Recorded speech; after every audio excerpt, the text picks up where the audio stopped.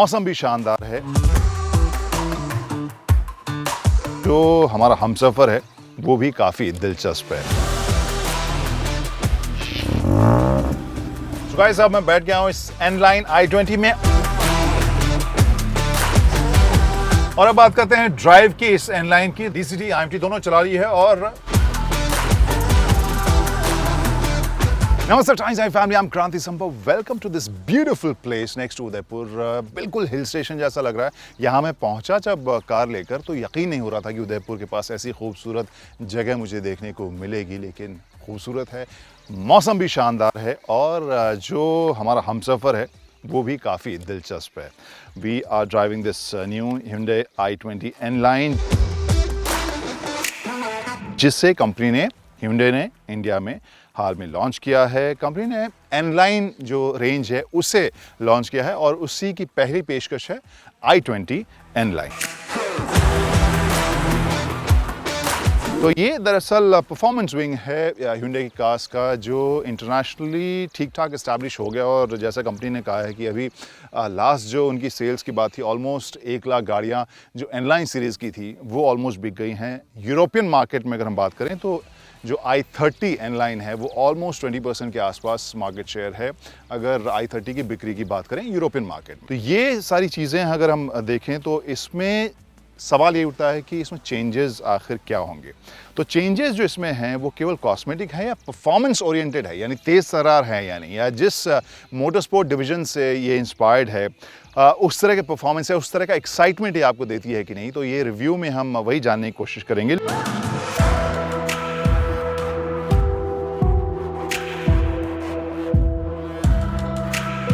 उससे पहले आपसे गुजारिश है कि अगर सब्सक्राइब नहीं किया है और बेल आइकन नहीं दबाया तो दोनों ही काम कीजिए। और इनकेस आपके कोई ऐसे यंग दोस्त हैं जिन्हें थोड़े से तेज़ तर्रार हॉट हैच की ज़रूरत है तो उनके साथ ये वीडियो भी आप ज़रूर शेयर कर सकते हैं। तो फिर कहानी करते हैं शुरुआत। यहाँ पर सबसे पहले बात करते हैं N-Line की।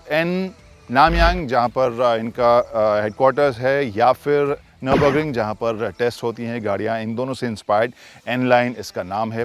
लग्जरी कार मार्केट में हमने देखा है कि बहुत सारे जो रेगुलर कार्स की और उनके अलग स्पोर्टी रेंज, परफॉर्मेंस रेंज की अलग नाम होते हैं, तो वैसा ही कुछ आप इसमें भी देख सकते हैं। और साथ में आपको ये बताएं कि शुरुआत i20 के साथ है और आई होप कि कंपनी बाकी जो प्रोडक्ट्स हैं इस रेंज में वो भी इंडिया में लेकर आए। तो इसके परफॉर्मेंस मार्केट में इसका जो परफॉर्मेंस है उसके ऊपर ऑब्वियसली डिपेंड करेगा।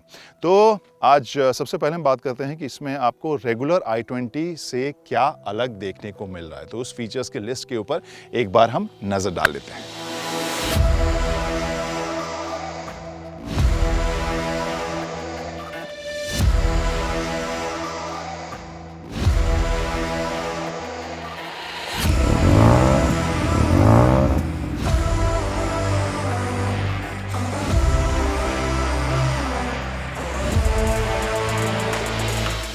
तो सबसे इम्पॉर्टेंट पार्ट ऑब्वियसली जो इसका इंजन है और इसका परफॉर्मेंस है। और इसके इंजन की बात करें तो 1 लीटर का जो टर्बोचार्ज पेट्रोल इंजन इसमें लगा हुआ है और जो ट्रांसमिशन का ऑप्शन है वो आपके पास एक तो DCT का है 7 स्पीड और IMT का है।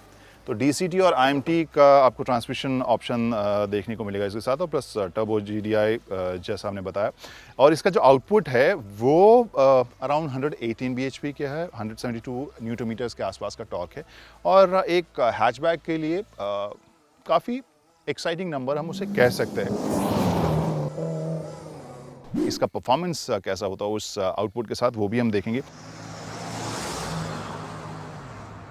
इंडियंस के लिए तो खासकर बहुत ज़्यादा इंपॉर्टेंट होती है फ्यूल एफिशिएंसी। तो इस सारे आउटपुट के साथ फ्यूल एफिशिएंसी अराउंड 20 kmpl है जो टेस्टेड है। और N-Line i20 के लुक की अब बात करें, और इंटरेस्टिंग चीज़ ये है कि बहुत ड्रास्टिक कोई रेडिकल चेंज नहीं है, बट आप सड़क के ऊपर इसको देखते ही तुरंत पहचान जाएंगे। कुछ एक एलिमेंट्स ऐसे हैं डिस्टिंक्ट जो इसको बहुत ही प्रोमिनेंटली अलग करते हैं रेगुलर i20 से। ऑब्वियसली सबसे बड़ा जो एलिमेंट मेरे हिसाब से है वो ये रेड इंसर्ट्स हैं। अगर हम फ्रंट बम्पर की बात करें, साइड स्कर्टिंग की बात करें, आपको रेड जो ये इंसर्ट्स देखने को मिलेंगे वो इसको एक बिल्कुल अलग आइडेंटिटी देते हैं। इसके अलावा कुछ डिटेल्स जो हैं वो आप देख सकते हैं, जैसे चेकर्ड फ्लैग वाला डिटेलिंग आपको इसके फ्रंट ग्रिल पर देखने को मिलेगा। और N-Line की बैजिंग आपको यहाँ पर फ्रंट ग्रिल में देखने को मिलेगी, आपको साइड में देखने को मिलेगी और पीछे भी देखने को मिलेगी, अंदर भी बहुत सारे हैं।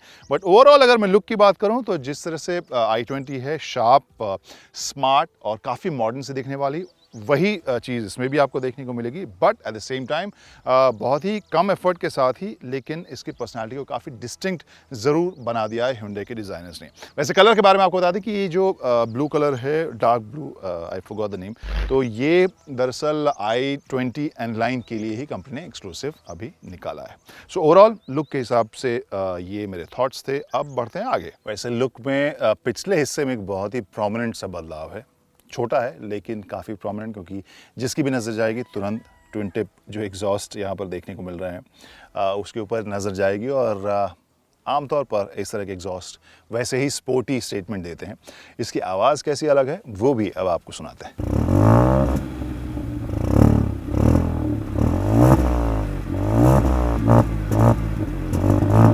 So guys, अब मैं बैठ गया हूँ इस N-Line i20 में।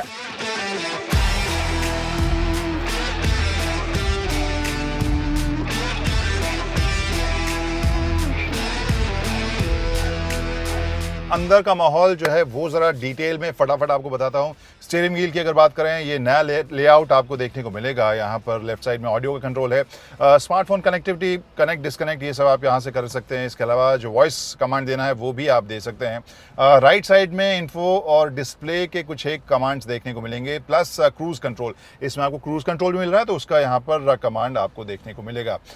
जो डिस्प्ले में अगर बात करें तो यहाँ इंस्ट्रूमेंटेशन में पूरा डिजिटल डिस्प्ले है। लेफ्ट साइड में आपको स्पीडो, राइट में टाको मिलेगा, और स्पीडो और जो न्यूमेरिकल आपको डिस्प्ले भी देखने को मिलेगा स्पीडो और टाको का। इसके अलावा फ्यूल एफिशिएंसी की भी जानकारी आपको मिल रही है, और जो रेंज है वो भी आपको इसमें दिखाई दे रहा है। टेम्परेचर और ओडो, ये सब जानकारी आपको मिल रही है स्टीयरिंग व्हील के ऊपर। इसके अलावा जो है एक खास चीज़, N-Line की बैजिंग आपको यहाँ पर देखने को मिलेगी, और ये जो लेदर रैप जो स्टीयरिंग व्हील है, थोड़े से परफोरेटेड लेदर की फील के साथ, I really like it, sporty लग रहा है।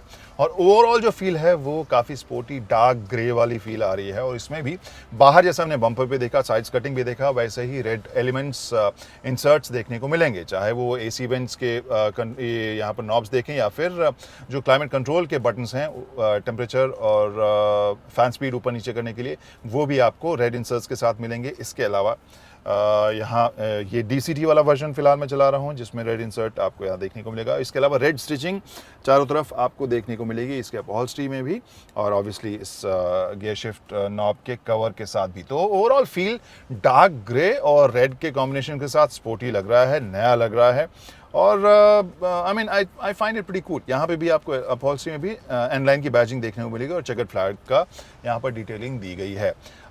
इसके बाद मैं क्या बताने वाला था, इसके बाद इस इंफोटेनमेंट स्क्रीन की अगर बात करूँ तो यहाँ पर आपको बहुत ज़्यादा नई चीज़ देखने को नहीं मिलेगी, क्योंकि ये अब 10.26 जो इंचेस का जो स्क्रीन है वो आमतौर पर अब कॉमन इनके कार्स में हो ही गया है, तो यहाँ पे उसमें चेंज देखने को नहीं मिलेगा।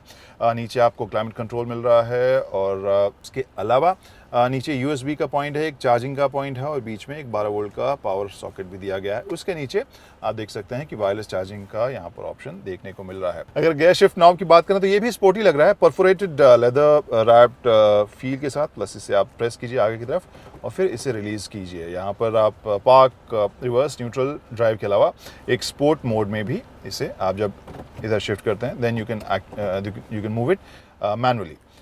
इसके अलावा 2 कप होल्डर्स बीच में देखने को मिल रहे हैं। आर्मरेस्ट के नीचे, आर्मरेस्ट स्लाइड भी हो रहा है, आर्मरेस्ट के नीचे सामान रखने की जगह है।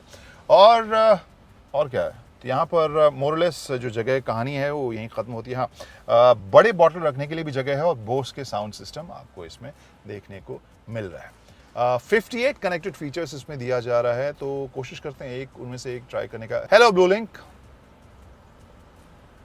Okay, so this is bad network area. लेकिन जब नेटवर्क ठीक रहता है तब क्या करेगी कार, तब मैं बोलूँगा इसे ओपन सनरूफ, और क्या करेगी ये, जी हाँ, N-Line i20 की सनरूफ को ये खोल देगी। डिसेंट साइज़ है, ऑब्वियसली आजकल जिस बड़े सनरूफ के साइज़ की आदत हो गई वहाँ तो नहीं है, लेकिन हाँ जिस सेगमेंट की कार है उस हिसाब से आपको डिसेंट ये लगेगा। ओके, सनग्लास होल्डर आपको यहाँ मिलेगा, और ओवरऑल जो है सॉलिड ही लग रहा है। ओवरऑल फील जो है वो मुझे प्रीमियम और सॉलिड और स्पोर्टी लग रही है अगर मैं इस ड्राइवर सीट की बात करूं तो अब लेट्स गो सेकंड रो में देखते हैं क्या कुछ अलग दिख रहा है नहीं।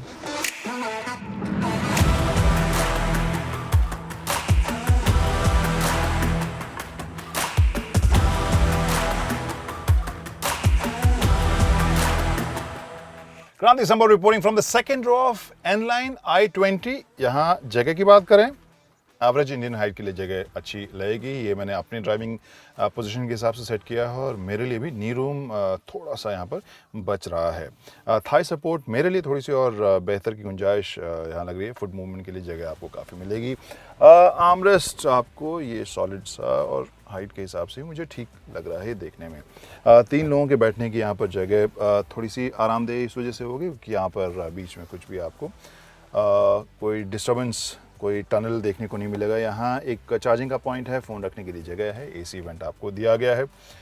हेडरूम भी मुझे अच्छा मिल रहा है और इसके अलावा मैं कहूँ तो आरामदेह है। 2 लोगों के लिए काफ़ी, 3 लोगों के लिए एडजस्ट करना पड़ेगा।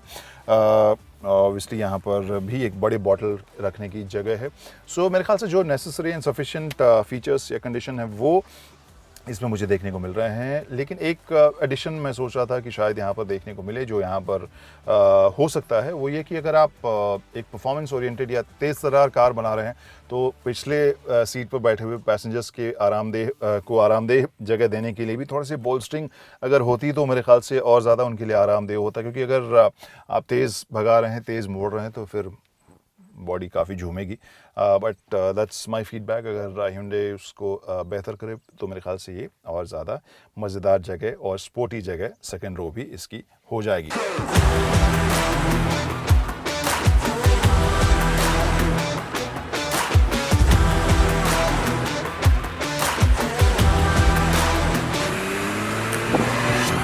और अब देखते हैं इसके लगेज स्पेस को। लगेज स्पेस में चलिए, वैसे ये स्टेज नहीं था, हम जनरली सामान यहाँ पर लोड करके ही शूट के लिए निकले थे क्योंकि अब यहीं से हम लोग एयरपोर्ट निकलेंगे। बट ये आप समझ सकते हैं जगह जिस साइज़ की कार है उसके हिसाब से ये लगेज स्पेस मुझे काफ़ी अच्छा लगता है। गहरा है तो इस चक्कर में जो बड़े लगेज हैं वो भी अट जाता है, तो ये प्रैक्टिकलिटी वाला जो इशू है वो भी सॉर्टेड है। सो अगर मैं प्रैक्टिकलिटी, फंक्शनैलिटी, लुक की बात करूं तो एक अच्छा कॉम्बिनेशन तो मुझे यहाँ पर अभी भी देखने को मिल रहा है। और अगला मुद्दा तो वही होगा जिसका इंतज़ार हम सबको था। परफॉर्म कैसा करती है, ड्राइव कैसा करती है, एक्साइटिंग है या नहीं ये नई N-Line I-20।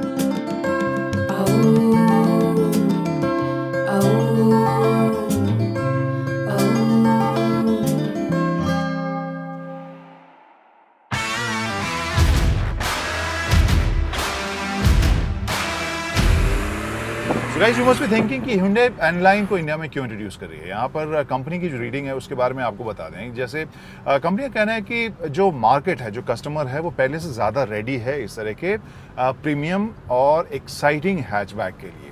अब उनके जो डेटा हैं वो ये सजेस्ट करते हैं कि मोर देन 50% जो कस्टमर्स हैं प्रीमियम हैचबैक के वो बिलो 35 हैं और इस चक्कर में उनको चाहिए ज़्यादा स्टाइलिश, ज़्यादा एक्साइटिंग कार। और इसके अलावा सवाल हम इस वजह से पूछ रहे हैं क्योंकि अगर इस सेगमेंट में देखें तो एक्शन बहुत ज़्यादा नहीं रहा है, चाहे वो बलिनो RS रही है या पोलो GT या पुंतो अबात, इन सब की कोशिशें जैसी भी रही हों बहुत ज़्यादा उन्होंने कदम नहीं मजबूत किया है। सो यहाँ पे Hyundai का ये मानना है कि now the customers are ready और ये वो वक्त है जहाँ पर वो इस तरह की गाड़ियों को ख़रीदना चाहेंगे, चलाना चाहेंगे। और इसके अलावा उनका ये भी कहना है कि उन सभी प्रोडक्ट्स में जिस तरह के गैप्स थे वो शायद यहाँ पे देखने को नहीं मिले।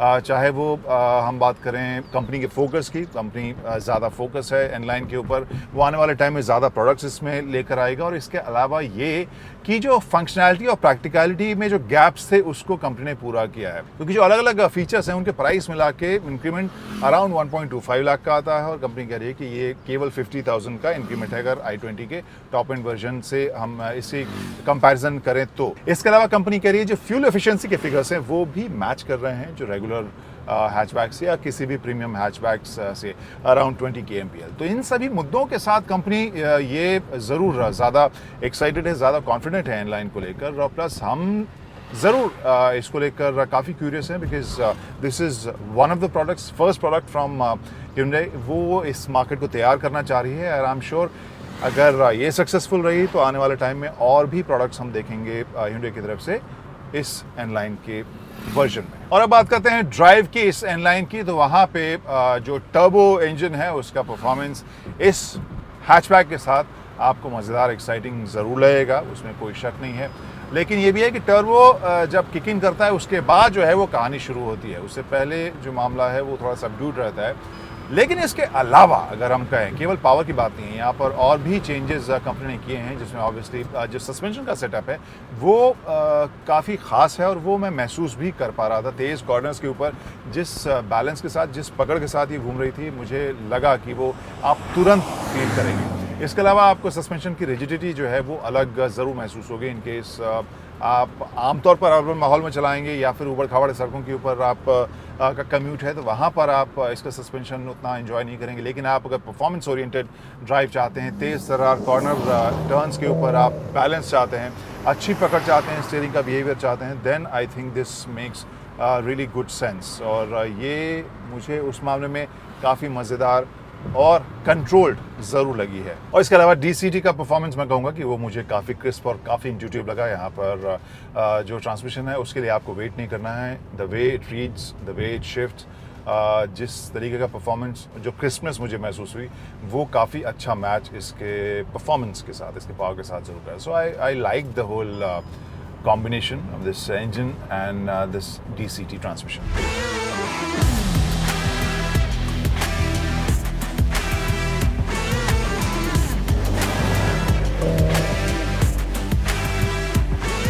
तो गाइस अब DCT IMT दोनों चला रही है और उस सवाल का जवाब देने का वक्त आ गया है जिसे कहते हैं वर्ल्ड फेमस इन इंडिया, बिंदु का विश्राम करती है। और बिंदु विश्राम करिए उस पॉइंट के ऊपर मेरे हिसाब से जो एक अच्छा कॉम्प्रोमाइज़ है परफॉर्मेंस, एक्साइटमेंट और प्रैक्टिकलिटी का। 0 to 100 9.9 सेकेंड, दैट्स गुड।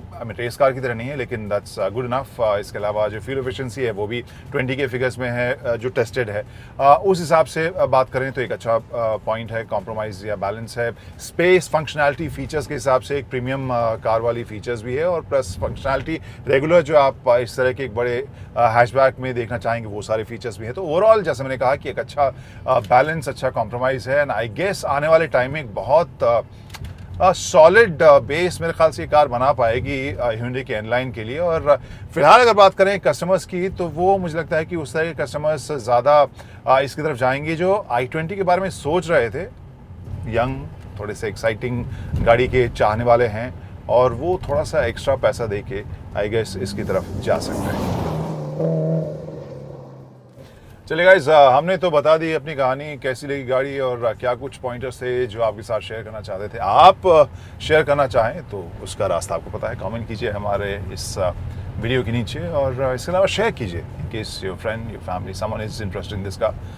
और I hope and I believe and I trust कि आपने सब्सक्राइब बटन तो दबा ही दिया होगा और बेल आइकॉन भूल गए तो इस बार दबा दीजिए। फिलहाल बाय बाय।